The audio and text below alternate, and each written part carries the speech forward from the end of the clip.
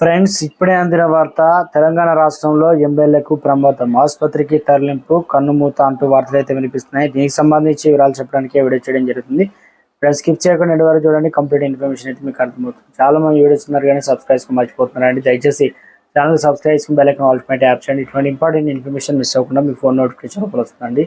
చాలా మంది చూస్తున్నారు, లైక్ చేయండి. దయచేసి లైక్ చేయండి. ఇన్ఫర్మేషన్ అందరూ రీచ్ చేసిన వారు అవుతాం. మనం ఎమ్మెల్యే మహమ్మద్ ఫిరాజ్ రసూల్ ఖాన్ 78 సంవత్సరాలుగా మంగళవారం కన్నుమూశారు. ఆయన కొద్ది కాలం అనారోగ్యంతో బాధపడుతున్నట్లు కుటుంబ సభ్యులు తెలిపారు. మురాబాద్ కార్పొరేటర్గా రాజకీయాల్లో ప్రవేశించిన ఆయన 1989లో తొలిసారిగా చార్మినగర్ ఎమ్మెల్యేగా గెలుపొందారు. 2009లో నూతనంగా ఏర్పడిన నాంపల్లి మొట్టమొదటి ఎమ్మెల్యేగా ఎన్నికయ్యారు.